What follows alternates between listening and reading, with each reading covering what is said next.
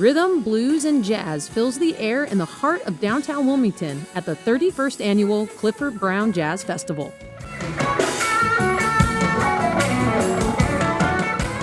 Taking place every summer in Rodney Square, this open-air music showcase features many of the country's finest jazz musicians for 4 straight days of concert performances. One of the unique features of this festival is that it is a free festival. It is open to the community. It is one of the very few free festivals in the United States, and it's been called the largest free jazz festival on the East Coast. Was this a good way to kick off the 31st annual Clifford Brown Jazz Festival? Tina Betts, Director of Cultural Affairs for the City of Wilmington Mayor's Office, has served as lead curator of the festival for almost 2 decades. She says what started 31 years ago as the city's first multi-music festival is now held every year in remembrance and celebration of a very special Wilmington native. It was called Jazzin' on the Square at the time. After a couple of years, there were some community folks who came into the mayor's office and proposed that it would be a really good idea to name this very first music festival in Wilmington after Clifford Brown. And with us tonight is one of the outstanding jazz trumpeters in the country today, MRC recording star Clifford Brown.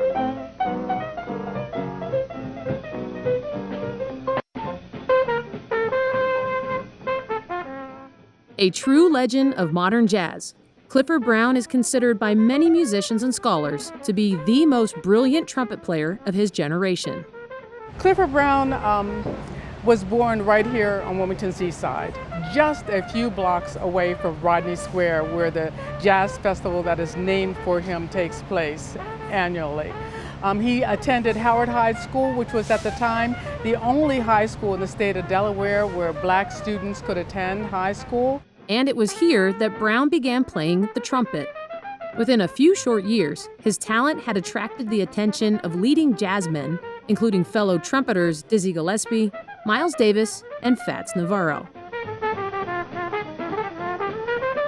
By his early 20s, Clifford Brown had already released multiple song recordings that had topped the charts in popularity.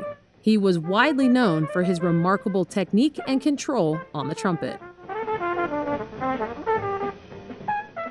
His playing was extraordinary. His sound was something that people still wonder about today, how it is that he was able to take this instrument and make the type of music in the way he made it. Nearly everyone who knew Brown marveled at his maturity, not just as a musician, but as a young man rising in fame. His insistence on living a clean life, void of any drugs or alcohol, provided a unique image of the era's jazz musician. Sadly, on June 27, 1956, at just 25 years old, Clifford Brown's life was tragically cut short in an automobile accident on the Pennsylvania Turnpike. It left a huge void in the music world, but fortunately, because of his genius and because of the impact he made for that short period of time, the time he spent with us is a time that is remembered and cherished by all who continue to be influenced by him.